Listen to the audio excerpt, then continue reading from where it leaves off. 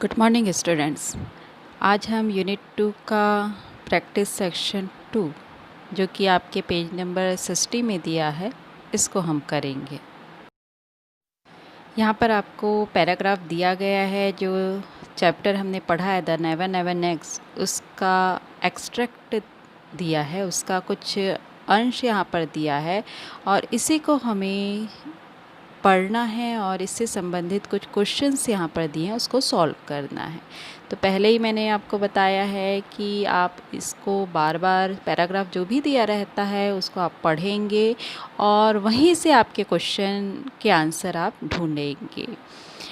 ये जो है इसको मैंने चैप्टर पढ़ाते समय आपको समझा दिया है, इसलिए अब इसको मैं समझा नहीं रही हूँ, इसके डायरेक्ट आपको क्वेश्चन आंसर बता रही हूँ।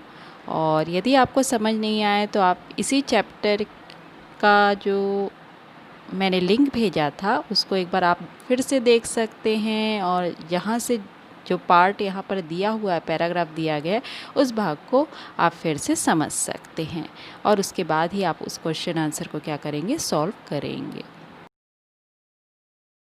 पहला क्वेश्चन है, आंसर द फॉलोइंग क्वेश्चन, जो पेज नंबर आपको 61 में दिया है। हो सकता है पेज नंबर आगे पीछे हो, आप इसे ढूंढ लेंगे अपनी बुक में।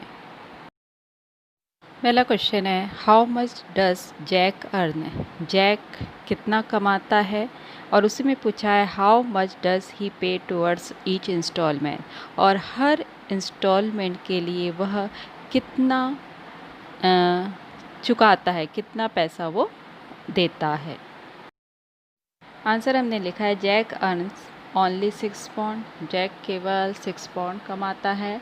ही pay 7.8 and 8 pence in each instalment, वह हर इंस्टॉलमेंट के लिए 7.8 और 8 पेंस क्या करता है, चुकाता है या देता है। Number second, how does Jack manage to pay each instalment, हर इंस्टॉलमेंट के लिए जैक किस प्रकार से प्रबंध करता है, यानी कि किस प्रकार से वह हर इंस्टॉलमेंट के लिए पैसों की व्यवस्था करता है। Number two pay each instalment Jack borrows the rest of the money for the payment from the thrift and providence trust corporation, हर इंस्टॉलमेंट के पेमेंट के लिए जैक बाकी बचे हुए जो पैसे हैं उसको thrift and providence trust corporation से क्या लेता है, उधार लेता है। Question number third, does aunt Jane like the way Jack manage his money, क्या आंट जैन जैक के जो पैसे का जो वो प्रबंध करता था, क्या उसके तरीक़ों को वो पसंद करती है। हमने आंसर लिखा है और हमको पता ही है कि आंट जैन जो है वो जैक के पैसे जो मैनेज करता था उसके तरीक़ों को पसंद नहीं करती है, तो यही लिखा है no, aunt Jane doesn't like the way Jack manage his money. Question number 4, why doesn't aunt Jane want to travel by car, क्यों आंट जैन कार से यात्रा नहीं करना चाहती है।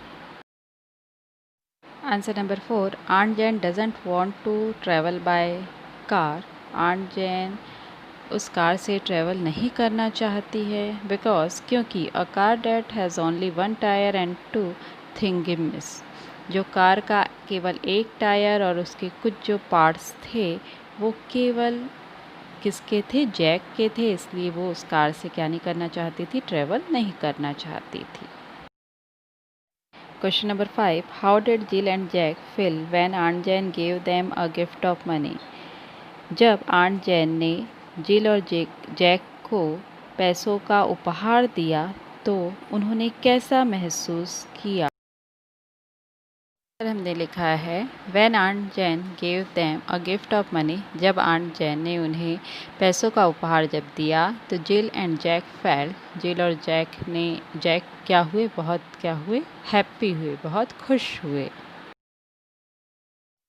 Question number 2, here are some pairs of the words which sound the same but are spelled differently and have different meaning. यहाँ पर question पूछ रहा है कि यहाँ पर ऐसे शब्दों का जोड़ा दिया जा रहा है जिसके साउंड जो ध्वनि है वो एक जैसी है, किंतु इसकी जो स्पेलिंग है वो अलग है और इसका मीनिंग भी अलग है।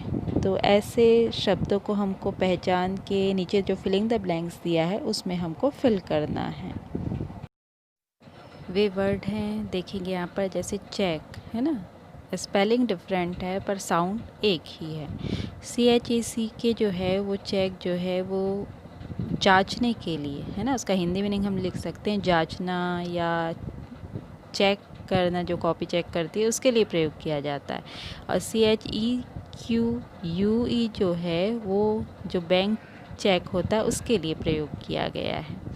वैसे दूसरा वर्ड है टायर, तो यहाँ पर TYRE जो है वो किसी गाड़ी के चक्के के लिए प्रयोग किया जा रहा है। और दूसरा जो TIRE है वो है थकान के लिए या किसी प्रकार के बोझ के लिए प्रयोग किया जाता है। थर्ड है पीस, PEACE, ये जो पीस है वो शांति के लिए प्रयोग किया जाता है। और PIECE जो है वो किसी चीज़ के टुकड़े के लिए प्रयोग किया जाता है। तो इन्हीं शब्दों को हमें नीचे जो फिलिंग द ब्लैंक्स दिया है उसमें हमको क्या करना है, उस सब शब्दों को या वर्ड्स जो हैं उसको फिल करना है।